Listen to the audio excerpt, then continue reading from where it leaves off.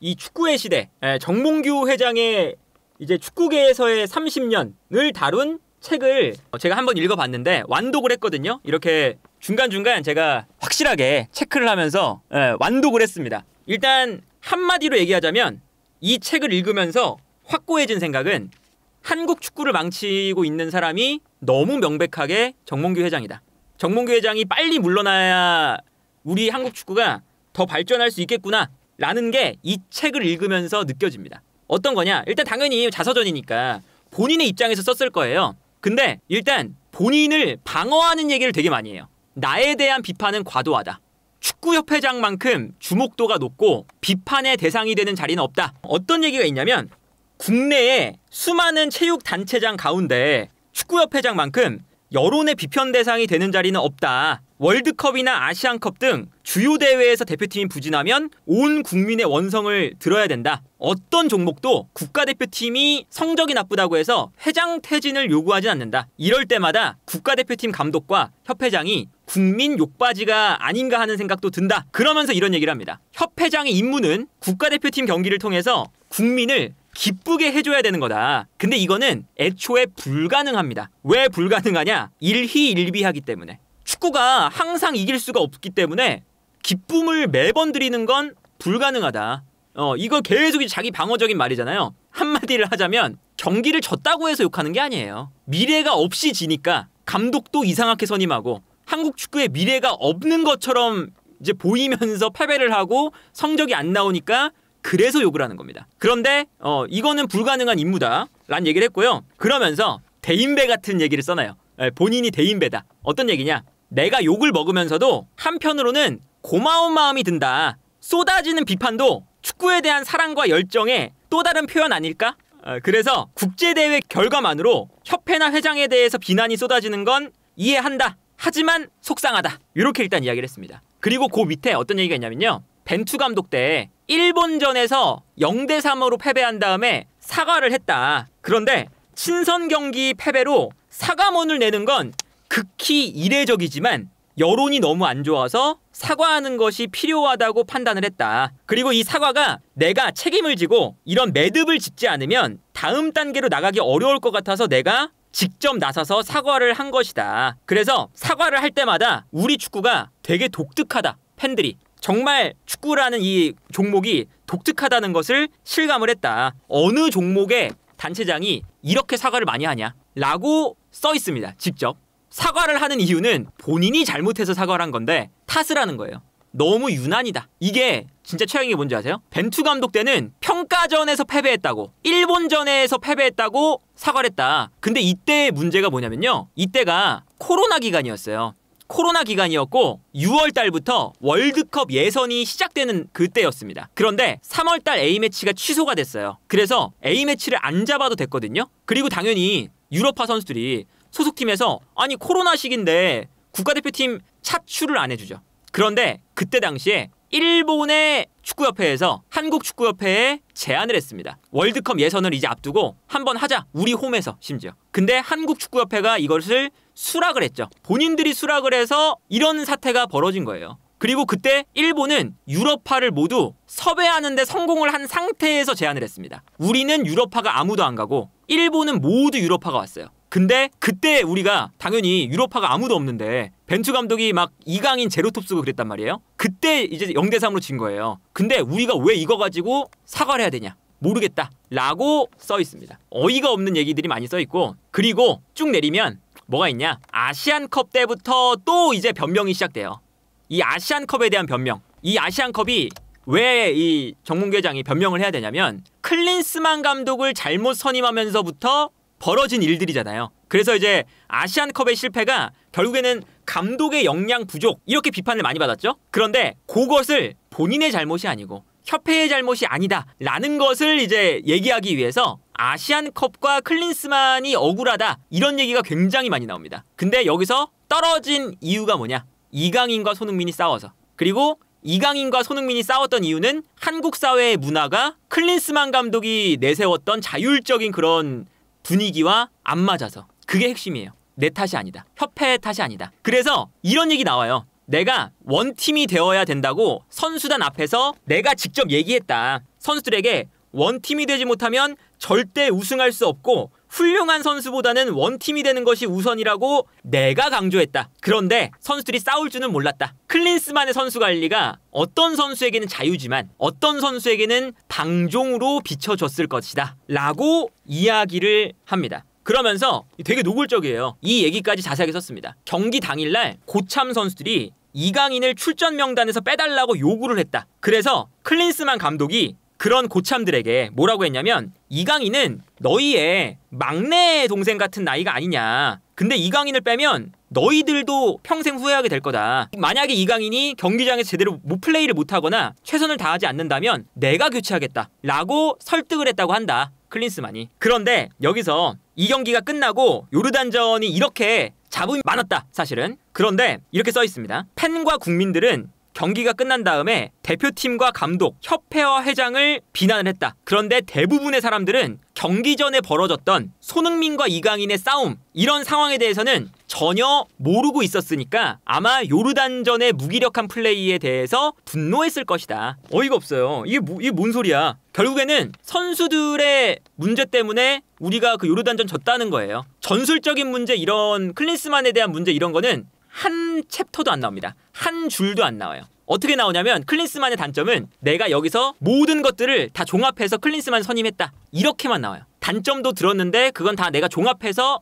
고려를 한 결과였다. 단점에 대한 거는 안 나옵니다. 이 이강인과 손흥민의 싸움을 선수들의 문제 그리고 되게 이거는 선민의식이 느껴지는 이 부분인데 한국 사회의 문제다. 한국 사람들의 이런 문제다.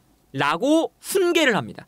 팬들한테. 뭐라고 하냐? 팬과 국민들이 국가대표팀 감독에게 아버지나 선생님 같은 리더십을 기대하는 것 같다. 전통적인 관점에 따르면 아버지나 선생님은 비슷한 존재가 아니냐. 한국에서 유교적인 권위에서 모든 것을 가르치고 책임진다. 그래서 팬들이 이런 선생님처럼 국가대표팀 감독이 경기장뿐만 아니라 경기장 밖에서도 선수들에게 관여하고 책임져야 된다고 생각을 한다. 한국적인 문화가 너무 딱딱하다. 왜 그것을 감독한테 욕을 하냐? 라는 겁니다. 그러면서 외국인 지도자들이 정말 뭐 차이가 있겠지만 클린스만 감독은 확고한 소신이 있는 감독입니다. 매우 프로페셔널하고 선수들을 존중하면서 선수들이 경기장에서 좋은 퍼포먼스를 펼치도록 도와주는 것이 나의 업무고 평소 생활, 숙소에서의 활동, 다른 것들은 자유롭게 해주는 소신을 가지고 있다. 그런데 이러한 소신을 가지고 있는 감독이 손흥민과 이강인의 갈등으로 이어졌다. 한국 문화가 이것을 받아들이지 못해서. 그러면서 쭉 이렇게 얘기를 하면 선수 탓을 굉장하네요. 이런 얘기도 합니다. 앞으로 연령별 대표팀과 초중고 대회에서 예의 범절을 교육할 거다. 어렸을 때부터 원팀의 의식을 키우기 위해서 노력할 거다. 라고 이야기를 합니다. 그러면서 한국 선수들과 이게 사실은 이 내용 안에 뭐라고 써있냐면 한국 사회의 문제점도 이거랑 연관지어서 막 얘기를 해요. 한국 사회가 너무 딱딱하고 이런 이제 여유로움이 없고 이런 얘기 있거든요. 어떤 얘기가 있냐면 이제 예시를 듭니다. 한 번은 클린스만 감독이 공격수 2명에게 우리 공격수 2명에게 어떻게 골을 넣을지 나와서 상의를 해봐라 라고 했대요. 그런데 선수들이 당황해하더라. 그러면서 지금까지 20년 동안 공을 차면서 선수들끼리 공격 지역에서의 이런 이야기를 직접적으로 준비해 본 적이 없다고 선수들이 이야기를 했다. 그래서 이렇게 직접적으로 표현하는 그런 것에 대해서 다들 어색해 하더라. 예시를 들었는데 과르디올라 감독의 예시를 듭니다. 과르디올라 감독도 전술적인 틀을 따지만 결국에 마지막 3분의 1 공격 지역에서의 그런 움직임은 선수들끼리 창의적으로 해야만 한다고 얘기를 했다. 이거는 정몽규 회장이 잘못 알고 있는 겁니다. 과르디올라 감독은 이렇게 말한 적이 없어요. 파이널 서드, 공격 지역에서 내가 골을 만들 수 있는 패턴 플레이와 골을 만들 수 있는 상황까지는 만들어줄 수 있다. 하지만 마무리는 선수가 하는 거다. 세부적인 전술을 안 짠다는 말을 한 적이 없어요. 그런데 여기 나온 건 과르디올라 감독도 세부 전술 안 짜지 않냐. 마지막은 선수들이 알아서 하는 거 아니냐. 축구를 모르면서 얘기를 한 거죠. 한국 사회가 이런 걸 못 받아들인다. 최근에 전북의 페트레스쿠 감독에 대한 이야기를 들으면서 매우 놀랐다. 전북의 선수들이 외국인 감독에 대해서 전술이 없고 디테일하지 않다고 이야기를 한다는 얘기를 들었다. 근데 이게 대표팀의 상황과 비슷하다고 느꼈다. 한국 선수들은 대체적으로 외국인 감독이 한국 지도자에 비해 디테일하지 않는다고 느끼는 것 같다. 손흥민 선수가 어떻게 생각할지 궁금하네요. 김민재가 어떻게 생각할지, 이강인이 어떻게 생각할지, 황희찬이 어떻게 생각할지, 이재성이 어떻게 생각할지.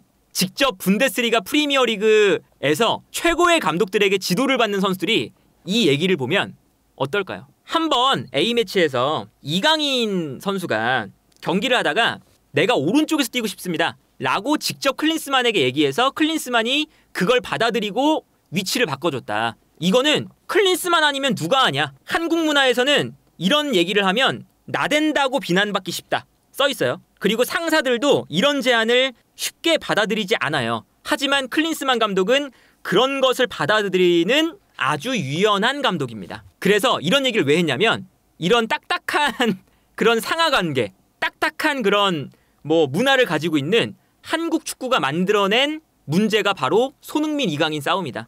이런 결론을 내고 있어요. 클린스만 감독에 대한 선임이 본인의 책임이니까 계속 클린스만 감독 선임에 대한 옹호를 합니다. 옹호. 클린스만 감독을 사람들이 이제 뽑을 때 어떻게 대표팀 감독이 선임되냐면 일단 유명한 감독들이 한국을 선호 안 한다. 요 얘기를 바로 해요. 어떤 얘기냐면 유명한 감독들이 한국행을 선호하지 않고 한국의 평균적인 전력이 유명 감독들에게는 월드컵에서 충분한 성과를 낼 정도의 수준이라고 판단하기는 어렵다. 그래서 월드컵에서 실패하면 본인에게 악영향이 오기 때문에 그리고 한국이 이제 아무래도 재임 기간 중에 멀리 떨어져 있어야 되는 가족들과 그런 것에 대한 거부감도 상당하다. 물론 엄청 유명한 만치니 이런 감독들은 당연히 한국에 안 오겠죠. 클롭, 과르디올라 그 사람들은 월드컵을 팀을 맡으면 우승해야 본전이에요. 근데 그래도 이제 밑에 있는 우리 대표팀에게는 매우 좋은 선택지일 수 있는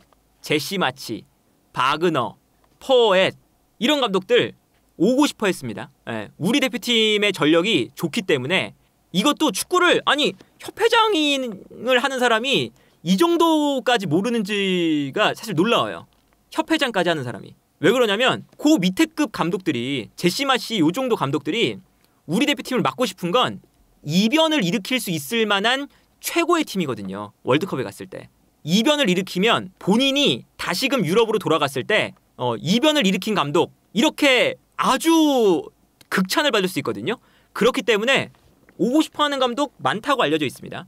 실제로 박지성 디렉터도 그런 얘기를 했죠. 이 정도까지 한국 대표팀의 외국인 감독들이 쏠리고 원했던 적은 단 한 번도 없었다. 박지성 디렉터가 그렇게까지 얘기를 했습니다. 국내 언론들이 클린스만과 내가 친하다고 얘기를 했지만 그것 때문에 나는 선임한 게 아니다. 그런 건 옳지 않다. 나는 미국 축구협회장에게 클린스만 감독을 선임할 때 조언을 구했고 그때 분명히 미국 협회장 쪽에서도 추천한다는 의견을 받았다. 그리고 상세히 밝힐 수 없지만 많은 사람들이 얘기했던 단점들도 내부에서 검토를 했다. 그리고 애초에 감독을 선임할 때 뮬러 위원장이 1순위로 클린스만을 나에게 보고를 했다. 근데 정작 뮬러 위원장은 독일 매체와의 인터뷰에서 나는 클린스만 추천한 거 아니다. 나는 그냥 외국인 감독들 목록만 정해서 올린 거다. 이런 얘기를 했죠. 뮬러 위원장은 또. 어떤 얘기를 하냐. 선수들이 월드컵이 끝난 다음에 외국인 감독을 좋아한다는 이야기를 들었다. 근데 이게 왜 그런 거냐면 아무래도 생각을 해보니까 선수들이 국내 감독은 규율을 강조하고 선수들을 통제하려고 한다는 이미지가 강해서 국내 감독을 싫어하는 것 같다. 써있어요. 여기. 그러니까 클린스만 감독을 선임한 건 또 좋게 보고 국내 감독들에게도 굉장히 긍정적으로 써요. 정몽규 회장이 홍명보 감독을 선임한 그럴 때 이제 어쨌든 선호도가 있다고 봐야겠죠? 어떤 얘기냐? 외국인 감독들은 이미 우리에게 지원하는 사람들이 유리하다. 왜냐? 유럽 선수권 대회 혹은 메이저 대회를 나가봤던 외국인 감독들이 우리에게 지원을 한다. 그러니까 당연히 한국 감독이 이력에서 밀리는 거 아니냐. 국내 감독들은 불리한 기준에서 지금 싸우고 있다. 하지만 국내 지도자에게 기회를 주지 않으면 이거는 매우 불공평하다. 이거는 이제 홍명보 감독을 선임한 그런 이제 뒷받침을 이렇게 얘기를 한 거겠죠? 클린스만의 장점, 한국 축구가 국제 축구계에서 가지고 있는 유리천장을 깰 수 있는 감독이었다. 클린스만은 그 어떤 협회장, 그 어떤 유명한 클럽과도 접촉이 가능한 사람이었다. 협회가 잘 활용한다면 굉장히 유용한 인물이었다. 그러면 클린스만을 축구협회의 고문으로 써야죠. 감독이 아니라. 그리고 우리 대표팀의 빅리거들의 비중이 높아지고 있는 현실에서 선수들의 장악력도 기대하고 있었다. 장악력이 높았던 감독이다. 라고 이야기를 했습니다. 그러면서 클린스만은 전술적인 부분들은 이제 코치들에게 맡기고 나머지 선수 관리는 클린스만이 했다. 그리고 이런 관리는 누가 세세하게 관리하기보다도 선수 자율에게 맡기는 것을 선호했다. 이거 읽어보면 클린스만은 한 게 없어요. 전술은 코치들한테 쥐어주고 선수 관리는 클린스만이 맡았는데 클린스만 감독은 누가 관리를 하는 것보다 선수 자율에게 맡기는 것을 선호했다. 근데 여기서 선수들이 문제를 일으켰다. 대표팀 선수들이 우리 사회에서 대단한 셀럽으로 인정받지만 그들이 도덕적으로 평범한 보통 사람보다 우위에 있다고 기대하는 것은 현실적이지 않다. 선수들도 인간이다. 완전한 사람은 없다. 클린스만 감독이 요르단전에서 패배를 한 다음에 웃는 모습이 카메라에 찍혀서 욕을 먹었습니다. 그런데 왜 국민들이 비판을 했느냐? 국민들은 화가 나 있는데 경기에 져서 정작 감독이 웃고 있다고 욕을 먹었습니다. 그런데 감독은 경기에 졌는데 누가 기분이 좋겠냐? 하지만 이 웃는 것은 클린스만의 개인적인 특징이다. 이것을 왜 욕을 해야 되냐? 라고 이야기를 하면서 경기가 끝난 뒤에 승리한 감독에게 웃으면서 축하 인사를 하는 것이 그렇게 비난받을 일인가를 한번 생각해 봐야 한다. 그리고 다만 우리 팬들에게는 이러한 웃음들이 열심히 하지 않았고 중요한 건 우리의 정서를 무시한 것으로 비춰진 측면도 있다. 그러니까 한국 사회가 경기에 진 다음에 이렇게 웃으면서 승장을 축하하는 그런 문화를 이해를 못한다. 클린스만이 했던 얘기랑 똑같죠? 클린스만이 했던 얘기랑 똑같은데 이런 얘기를 똑같이 정몽규 회장도 얘기를 합니다. 그래서 요 얘기도 나와요.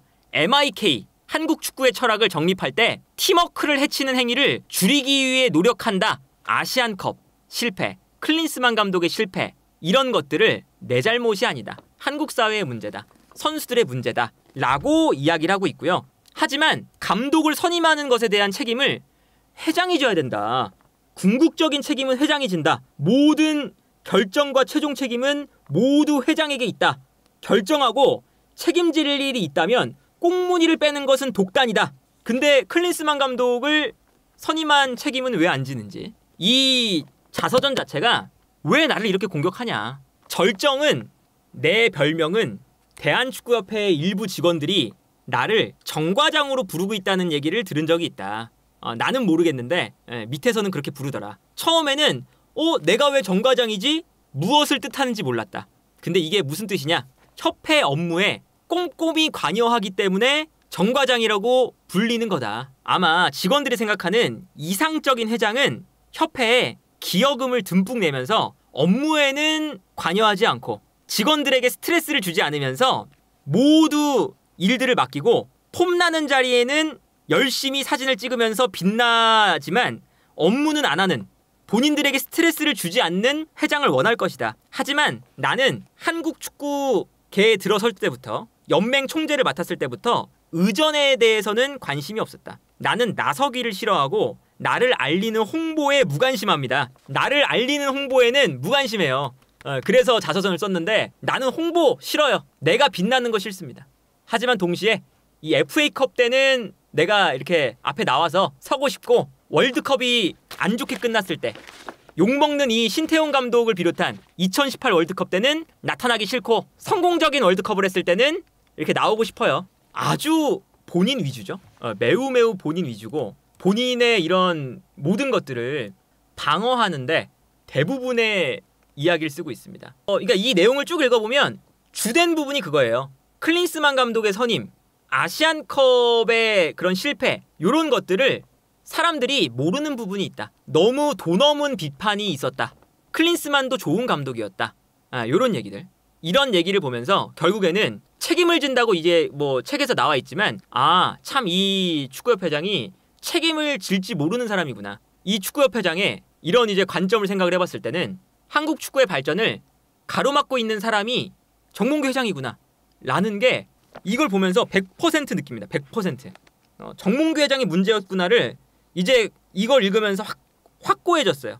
어떤 또 얘기를 하냐면 홍명보 감독이 경질될 때 2014년에 유흥주점 간 거 아니다. 근데 너무 과도하게 그런 비판을 받아서 경질을 했다. 클린스만 감독 때도 마찬가지다. 클린스만 감독도 부임하자마자 재택근무 그리고 여러 가지 측면에서 팬들에게 미운 털이 박혀 있었다. 처음부터 삐딱하게 보는 거 아니냐. 그리고 어떤 얘기도 있냐면요. 심지어 슈틸리케 감독을 만약에 경질하지 않고 러시아 월드컵 최종 예선까지 갔다면 어떤 결과가 됐을까라는 것을 종종 생각한다. 감독이 모든 것을 다 잘할 수는 없다. 10가지 중에 한두 가지는 모자랄 수도 있고 치명적인 실수를 할 수도 있다.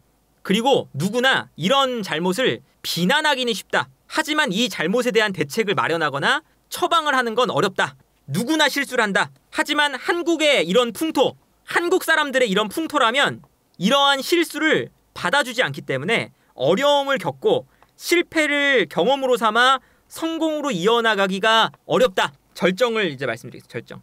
최근에 자극적인 정보로 수십만 되는 유튜버들이 선동을 한다. 선동을 하는데 세상의 모든 일을 한 점의 티 없이 살아가야 한다거나 축구협회가 한 점의 티 없이 운영해야 된다고 믿는 사람들이야말로 축구를 파괴할 수 있는 우를 범할 가능성이 있다고 나는 생각한다. 하나의 티도 이렇게 받아들이지 못하면 어떡하냐. 이거는 축구를 망칠 수 있다는 것을 기억하라. 니들은 잘못 안 하냐? 니들은 약속한 거 다 지키고 사냐? 이런 거죠. 마지막 요 얘기가 있습니다. 운동장이 너무 한쪽으로 기울어진 것 같다. 운동장이 한쪽으로 기울어져 있는 것 같다.